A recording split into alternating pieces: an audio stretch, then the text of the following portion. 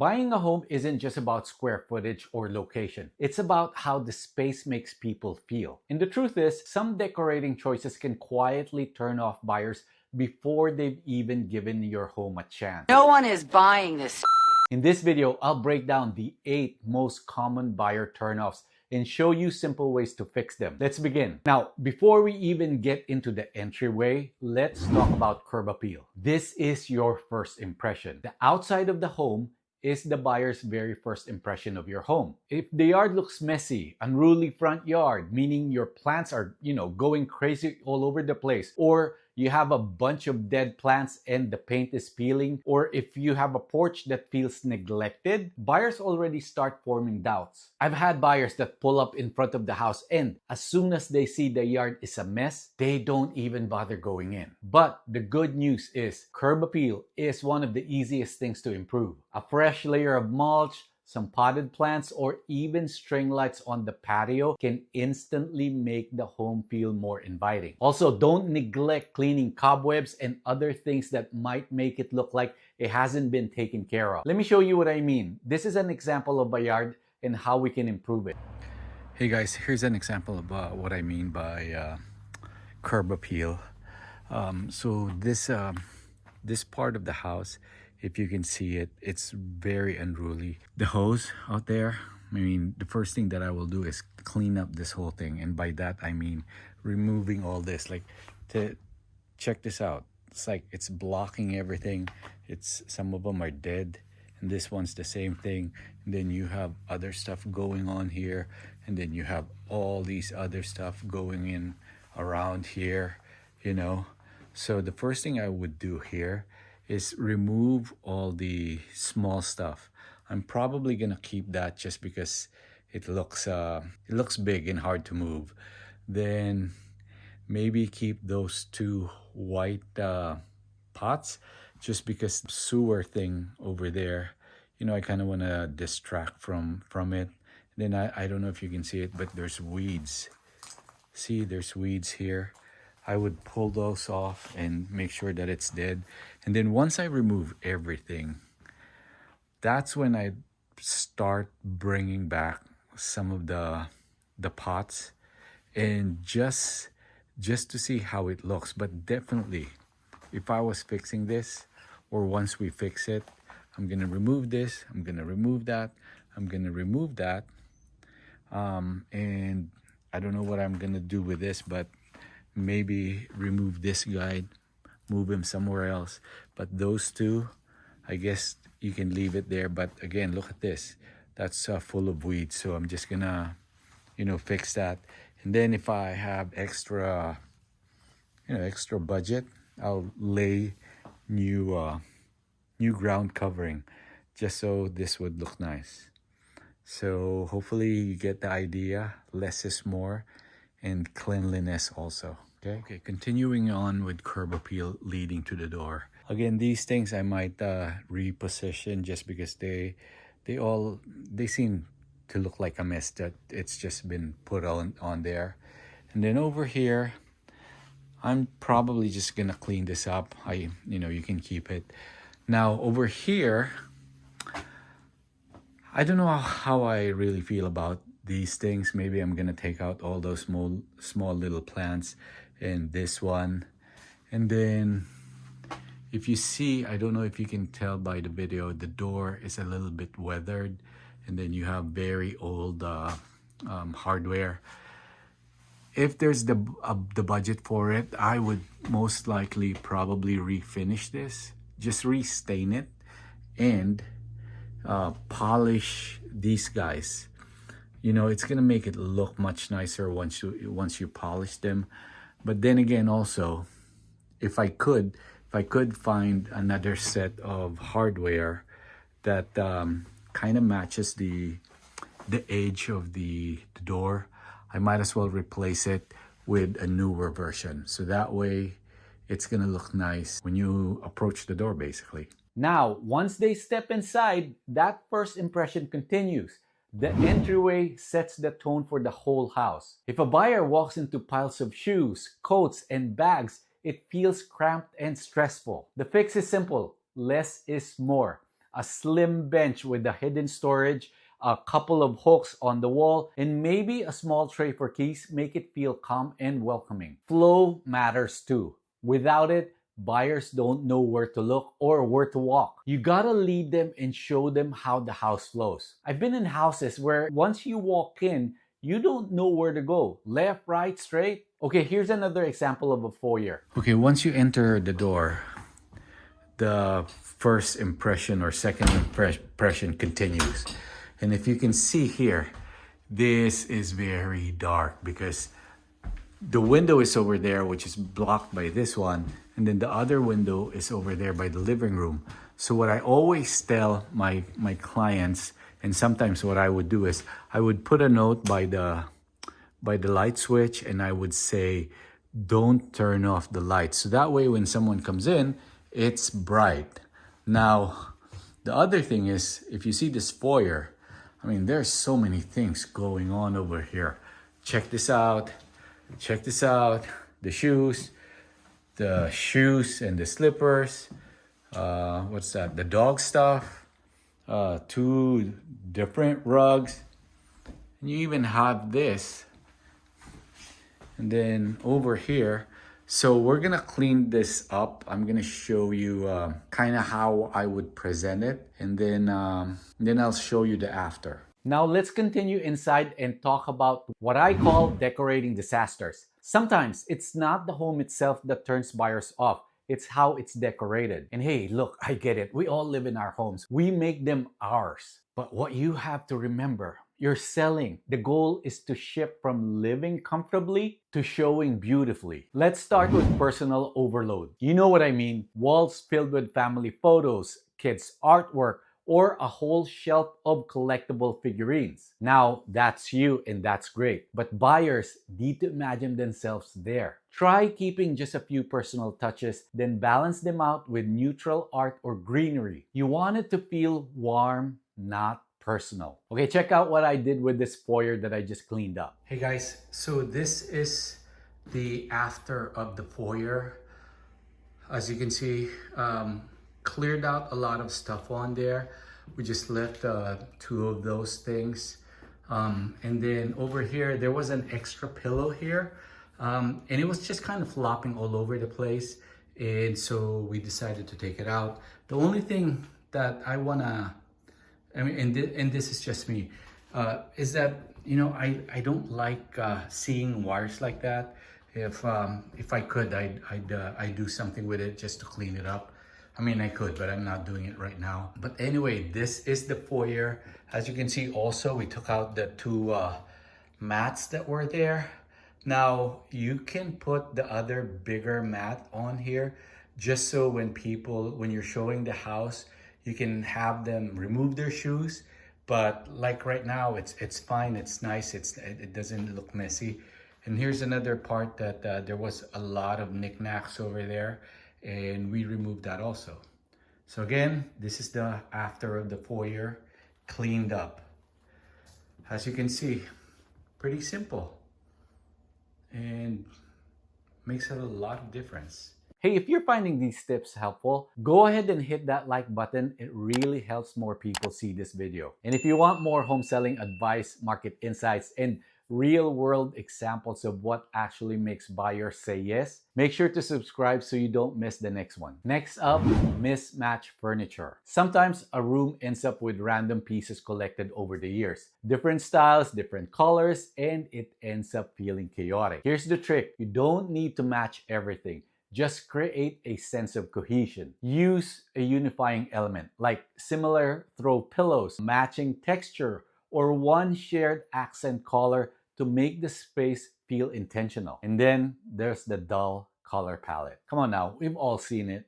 Everything beige, from the carpets to the walls. It feels safe, but also kind of lifeless. Add a pop of life, a colorful blanket, a few bright pillows, or even a single accent wall. A little color can make a room feel more vibrant without overwhelming it. An area rug, a floor lamp, or even a plant can naturally guide the eye and create that sense of direction. And of course, lighting. No one falls in love with a dark home. Swap in warm LED bulbs, add a lamp in a dark corner, and layer your lighting. The brighter the space, the bigger and more welcoming it feels. Okay, let me walk you through another example of what I just talked about.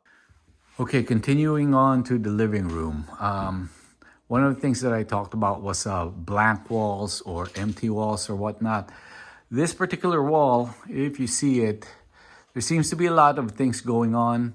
Um, you know, I would remove those two on the side and just see how it looks. Also, if the holes on the wall is not noticeable, or if you can patch it, I would do that just to kind of just have one focal point. But before going there, again, this little area over here, there's a lot of things going on. So I'll show you later once that's fixed. Another thing that I'm going to be talking about is that when you have mismatched furniture, doesn't always have to match, but sometimes if you have mismatched furniture, you gotta work with it. In this case, this is completely fine. I mean, when you're living in it, but since you're gonna be showing the house for sale, as you approach the living room, it seems like you gotta squeeze through these two chairs, or you gotta squeeze through that way, and it just makes it feel a much smaller space. So again, once we do the after, I'm gonna show you, most likely gonna remove this, remove those, obviously. If you're really using the printer, we can leave that there. I mean, people would understand, but generally I would take that out and take all those things out, and then we're gonna work on that thing and work on the pillow game of this house. And this thing's too bland, but anyway, that's the living room. So we'll go from there. Okay, guys, I don't know if you remember this little area over here, the living room. There was a bunch of stuff also around here. So as you know, as you can see, we removed some of them and just left it just like that. Now, as far as the wall is concerned, I think the last time I told you we were debating whether removing them.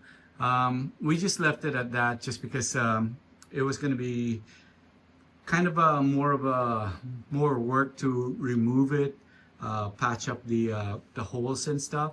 So we did that, and then we just fixed this little sofa here. The only thing that I told him is that, look, there's a stain there, so you might want to wash that. And again, one of my pet peeves, wires.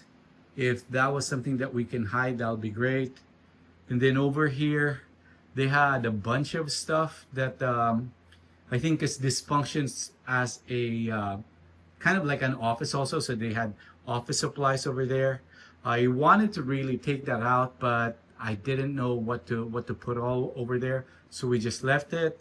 And then over here, they had the fax machine. Fax machine, what is this, 1990? Printer. So there was a printer over there. We decided to remove it and then just place it somewhere. And then over here, since it's Halloween, we just left this bowl of candy. But if it wasn't Halloween, we'd put something in the middle just so it doesn't look bare. So now that's how it looks like. Unfortunately, the dog over there doesn't want to cooperate, so we're not doing anything with this yet. But it's fairly simple. You just make it look like that. Maybe if there's too much pillows, or if the pillows are ugly, just get rid of it, clean the covers, and that's it. So there you have it. Always leave the lights on when somebody is coming to view the property. So there you go. All right, let's move on to what I call strategic styling. This is where we make rooms really connect with buyers. One big mistake I see all the time is over-personalized spaces. Like a themed man cave, or a kid's bedroom that's all Frozen or Marvel, or, a primary bedroom that's all pink or fuchsia. And again, look, I get it. It's fun. It's you. But when you're selling, that can limit your audience. Buyers might walk in and think, well, this isn't really me. And trust me, buyers have a hard time imagining themselves in places or in your space. Again, the fix is simple. Tone it down a bit. Use neutral paint colors and minimal decor so people can project their lifestyle onto the space. You can still have charm, just not a personality takeover. Hey, look, trust me on this. I've had so many buyers who can't get past personal decorations no matter what I say. It's just hard for them to envision themselves in the space. Now let's talk about empty walls. A completely bare wall can make a room feel, cold or unfinished. A little curated art, a mirror, or a simple gallery wall adds depth and warmth without feeling cluttered. And then there are those underutilized corners.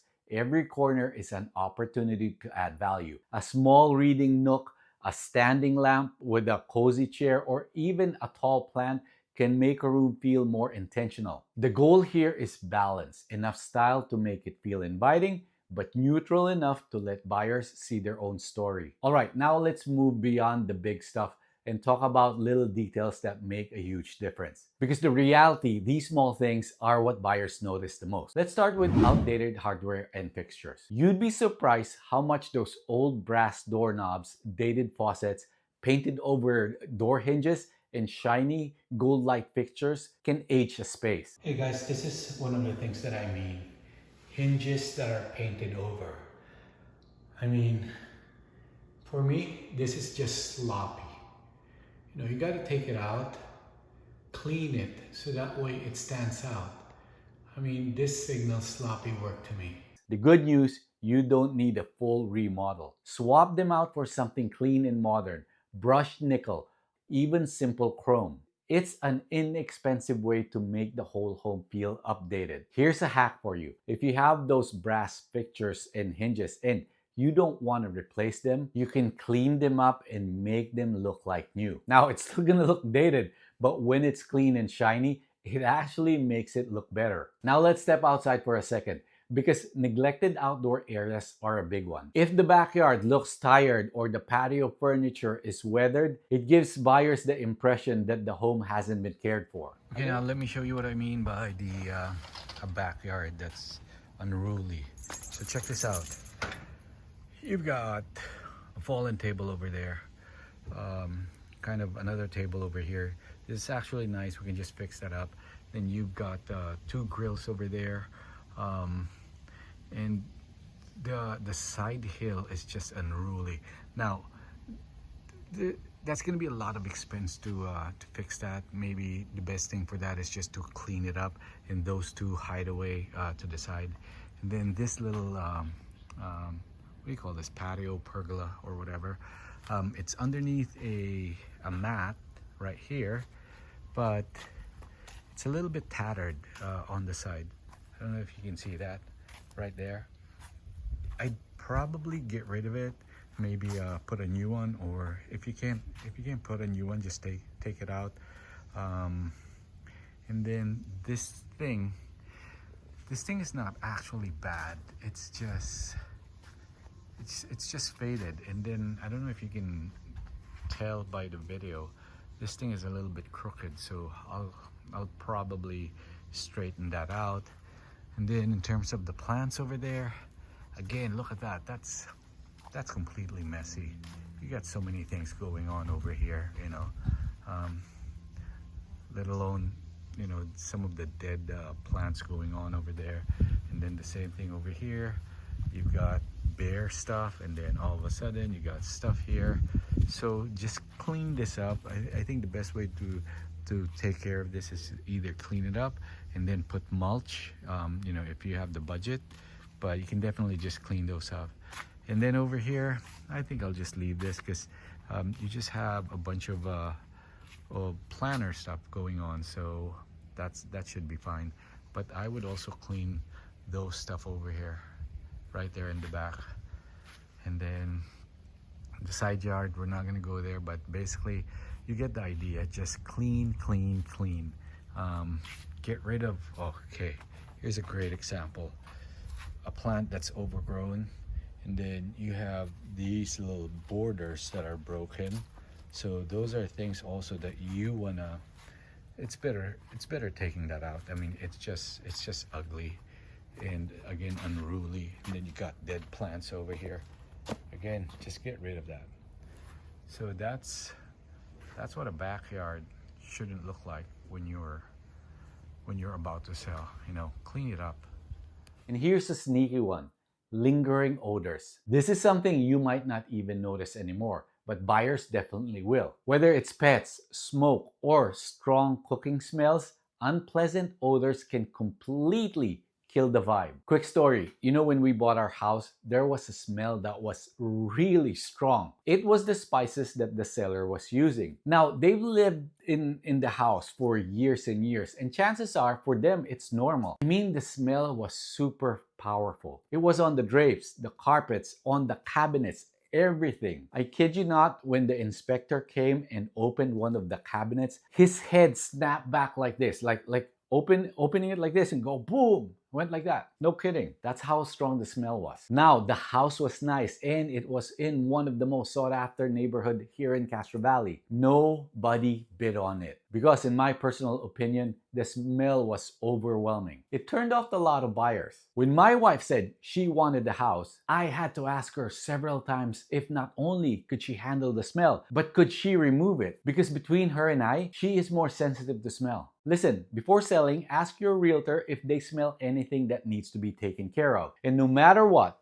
do a deep clean, open some windows, light a neutral candle, or run an air purifier before showings. Fresh, clean air instantly tells buyers this home has been cared for. These small touches that can shift a buyer's perception from maybe to wow, this feels nice. Here's what it really comes down to. Buyers make decisions based on emotions first, logic second. I can't begin to tell you what most buyers tell me when I ask them why they chose their home. The number one reason is we just had this feeling when we walked in the door and started looking at the rest of the house. It just felt it was us. So remember, everything we've talked about builds up to this moment. How your home makes them feel. They're not just looking for a house, they're looking for a feeling. They want to walk in and instantly imagine their life unfolding there. So as a seller, your job is to help them see the potential. Start by highlighting versatility. Show how a room can serve more than one purpose. Like the guest room could easily double as a home office, or that nook under the stairs could be a reading space. Buyers love flexibility. It makes the home feel like it can grow with them. Then there's showcasing practical improvements. You don't have to brag, but don't be afraid to point out upgrades. A quick mention like the floors were just redone last year, or these appliances are brand new. It plants a seed of confidence. It tells buyers this home has been loved and maintained. And finally, create an emotional connection. Little touches matter. A neatly set dining table, a cozy throw blanket on the couch, fresh flowers on the kitchen island. These small details make buyers feel something. They might not remember the square footage, but they'll remember how it felt to be there. Because at the end of the day, you're not just selling a property, you're helping buyers imagine a home. All these small changes add up to something much bigger. They create a home that feels warm, cared for, and inviting, and that's what buyers remember. Because no matter how much logic or math goes into buying a home, emotion is what closes the deal. People might forget the number of bedrooms or the size of the backyard, but they'll never forget how your home made them feel. So if you're getting ready to sell, walk through your home like a buyer would. Ask yourself what catches your eye, what feels welcoming, and what could use a little love. Then start with those details. And if you want more practical advice like this, real tips that actually help your home stand out, make sure to subscribe and turn on that notification. I post videos every week to help homeowners and buyers make confident real estate decisions. I'm Mac Rogers. Thanks for watching.